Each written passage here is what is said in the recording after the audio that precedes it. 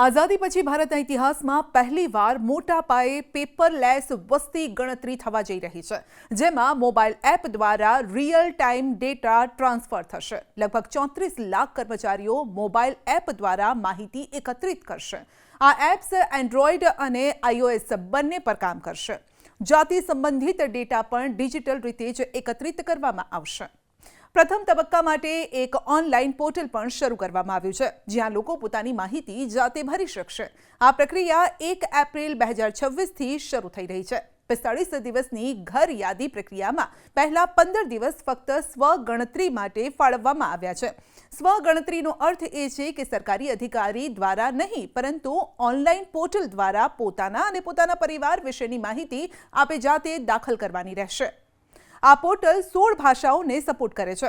આસામી, બંગાળી, અંગ્રેજી, ગુજરાતી, હિન્દી, કન્નડ, કોંકણી, મલયાલમ, મણિપુરી, મરાઠી, નેપાળી, ઓડિયા, પંજાબી, તમિલ, તેલુગુ અને ઉર્દુ. તમે 16 ભાષાઓમાં ઉપલબ્ધ 33 પ્રશ્નોના જવાબ આપીને તમારા ઘરની સંપત્તિ, શિક્ષણ અને અન્ય વિગતો પૂરી પાડી શકો છો. આ પ્રક્રિયા પૂર્ણ કર્યા પછી 16 અંકનો સ્વગણતરી આઈડી જનરેટ થશે, જે તમારે સાચવવો પડશે. જ્યારે સરકારી વસ્તી ગણતરીકારો આગામી 30 દિવસમાં તમારા ઘરની મુલાકાત લેશે, ત્યારે તમારે 16 અંકનો સ્વગણતરી આઈડી આપે આપવો પડશે, જેથી જે ડેટા આપે ભર્યો છે તેને વેરીફાઈ કરી શકાય. નોંધનીય છે કે વસ્તી ગણતરીનો પ્રથમ તબક્કો બુધવાર 1 એપ્રિલથી શરૂ થશે.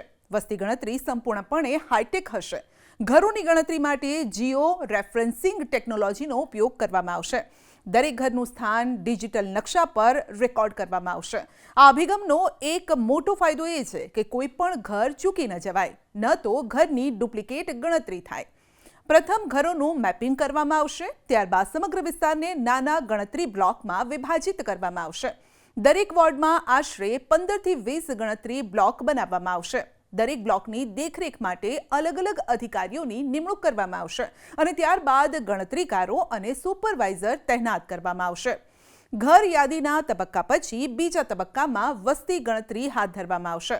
આ હેતુ માટે ગામડાઓ અને શહેરોને એક સમાન કદના બ્લોકમાં વિભાજિત કરવામાં આવશે અને દરેક બ્લોક માટે એક ગણતરીકારની નિમણૂક કરવામાં આવશે. મેપ પર દરેક ઘર ડીજી ડોટ બનશે અને જેના 5 મોટા ફાયદા છે. કયા છે એ જાણી લો. આફતમાં સચોટ રાહત પહોંચાડાશે. જીઓ ટેગિંગથી બનેલો ડિજિટલ લેઆઉટ મેપ વાદળ ફાટવા, પૂર કે ભૂકંપ જેવી આફતના સમયે ઉપયોગી સાબિત થશે. દૂરના હિમાલયી વિસ્તારમાં વસેલા કોઈપણ ગામમાં વાદળ ફાટવા જેવી ઘટનાના સમયે આ મેપથી તરત જ ખબર પડી જશે કે કયા ઘરમાં કેટલા લોકો રહે છે, હોટલોમાં ક્ષમતા મુજબ કેટલા લોકો રહ્યા હશે. આ વિગતથી બચાવ માટે જરૂરી તમામ બોટ, હેલિકોપ્ટર, ફૂડ પેકેટ વગેરેની વ્યવસ્થા કરવામાં મદદ મળશે. આ ઉપરાંત સીમાંકનમાં મદદ મળશે. રાજકીય સીમાઓ જેવી કે સંસદીય અથવા તો વિધાનસભા ક્ષેત્રોનું તર્કસંગત રીતે નિર્ધારણ કરવામાં પણ તેનાથી મદદ મળશે. જીઓ ટેગિંગથી તૈયાર થયેલા નકશાથી આ ચિત્ર સ્પષ્ટ થઈ જશે કે ક્ષેત્રમાં ગ્રામીણ અને શહેરી વિસ્તારોનું સંતુલિત વિભાજન કેવી રીતે થાય. સમુદાયોને એવી રીતે ન વહેંચી દેવામાં આવે કે એક મહોલ્લો એક ક્ષેત્રમાં અને બીજો મહોલ્લો કોઈ અન્ય ક્ષેત્રમાં સામેલ થઈ જાય. ઘરોના ડીજી ડોટથી ડિલિમિટેશન એટલે કે સીમાંકનની પ્રક્રિયામાં સરળતા રહેશે. આ ઉપરાંત શહેરી આયોજનમાં સરળતા રહેશે. શહેરોમાં રસ્તાઓ, શાળાઓ, હોસ્પિટલો અથવા તો પાર્કની યોજના બનાવવામાં પણ આ નકશો ઉપયોગી સાબિત થશે. જો કોઈ જગ્યાના ઘરોમાં ડિજિટલ લેઆઉટમાં બાળકોની સંખ્યા વધારે હશે, તો પાર્ક અને શાળાને પ્રાથમિકતાથી બનાવવાની યોજના તૈયાર કરી શકાશે. જો કોઈ વસાહતમાં કાચા મકાનો અથવા ખરાબ ઘરોની અધિકતા દેખાશે, તો ત્યાં કોઈ મેડિકલ ઇમરજન્સીના સમયે તાત્કાલિક મોબાઈલ રાહત વાન પણ મોકલી શકાશે. આ ઉપરાંત શહેરીકરણ અને સ્થળાંતર દરનો ડેટા મળશે. આ વસ્તી ગણતરીના 10 વર્ષ પછી થનારી વસ્તી ગણતરીમાં ડિજિટલ નકશાના ફેરફારો સરળતાથી નોંધી શકાશે.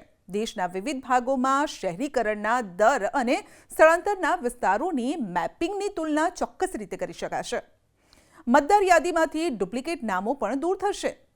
આધારની ઓળખ સાથે જીઓ ટેગિંગ મતદાર યાદીને સચોટ અને મજબૂત બનાવવામાં મદદરૂપ થશે. જ્યારે મતદાર કોઈ ભૌગોલિક સ્થાન સાથે ડિજિટલી જોડાયેલો હશે, ત્યારે બેવડા રજિસ્ટ્રેશન સમયે તેના મૂળ નિવાસ સ્થાનનું સરનામું પણ સામે આવશે.